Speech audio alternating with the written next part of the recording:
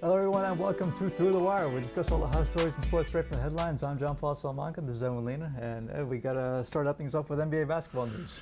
Yeah, apparently Mark Cuban thinks that the Oklahoma Thunder should tank the rest of the way since Durant and Russell Westbrook are hurt, which is the most asinine thing I've ever heard. Well, in fairness, if I had to face the reigning NBA MVP and a guy who's been one of the top 5 point guards in the league for a while, I want to sit that out for the rest of the season too. But I mean, I'm not opposed to tanking. I see you, Philly. I see you, and I'm not opposed to it. It's a rebuilding process in a cap league. Sometimes you got to go about it this way, but the Oklahoma Thunder aren't in a position where they need to rebuild per se. I mean, yeah, they're having issues. These guys come back. Yeah, maybe they get a 4 or 5 seed in the playoffs. Doesn't mean they can't make it to the finals. No, stranger things have happened. Definitely, we have seen lower seeds before in the past go on, and certainly the Thunder, for all their ailings right now. Once these two guys come in, they're game changers, and they're gonna, it's definitely gonna make a huge difference in terms of where they stand once April comes around. What I'm curious about isn't this tampering? I feel like Adam Silver's gonna have a few words with Mark Cuban because this reeks of tampering, in my opinion. But again, I don't know the bylaws that well, so. And moving on from the hardwood to the gridiron, NFL news. Looking at the big games coming up on Week 11 this week. We got the Indianapolis Colts versus New England Patriots. That's a big game because it could have implications as far as home field advantage. The two teams with the best record right now are the Patriots and the Broncos. Colts are right behind there.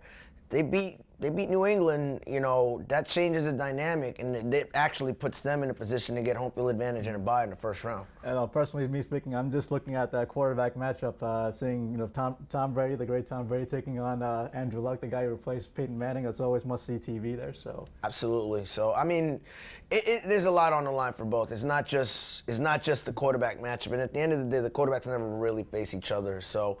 I'm curious how this is going to pan out as far as playoff implications, because right now, the Broncos and the Patriots look like world beaters. So. And speaking of two other teams that look like world beaters, then we have another big matchup, the Philadelphia Eagles taking on the Green Bay Packers. The ballad of Mark Sanchez continues. It'll be interesting. Look, at the end of the day, they're asking Sanchez, don't mess this up. They got a running back. They got a receiver. They got a line. They're okay on all, and they got a coaching staff. Sanchez just has to pull a Trent Dilfer and not screw this up. Whether he can do it or not remains to be seen. Packers are all of a sudden, after a rough start, they're looking really, really good right now, especially after they throttled Chicago Bears. So that'll be interesting as well. And that also has playoff implications because the Cowboys are up there with the best record. Philly's trying to keep up with them. You got Arizona that's just lights out right now. And everyone's not even talking about Detroit at this moment. So. And there's going to be a huge test for Sanchez because he's going up against the former MVP here in Aaron Rodgers, who right now, we've seen what Aaron Rodgers can do when he's at the top of his game right now. If he's rolling into this week playing like the old Aaron Rodgers, then I think the Eagles are in trouble. I mean, we'll see. We'll see what happens. I still wouldn't underestimate this Philly team quite just yet. I know some people are down on the Chip Kelly system. Chip Kelly system actually seems to be panning out right now. And to be honest, I mean, we've seen Green Bay collapse in the past. When the Giants won the Super Bowl, I mean, they've been beaten by teams that they really should have beaten in the past. And moving on to soccer news, Landon Donovan's going out in style. He had scored a hat-trick goal this weekend as the LA Galaxy move on to the Western Conference Finals of the MLS playoffs. This would be a storybook ending for a guy who, quote-unquote, sacrificed his career to play in Major League Soccer.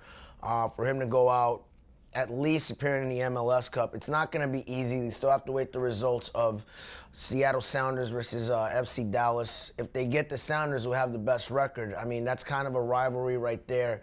That's going to be an interesting matchup because you got Clint Dempsey versus Landon Donovan, and that's who'll be standing in his path if he wants an MLS Cup. So. But even if he doesn't, if the upcoming games right now is his last stand, then it's still what a way to go out to end such a great career.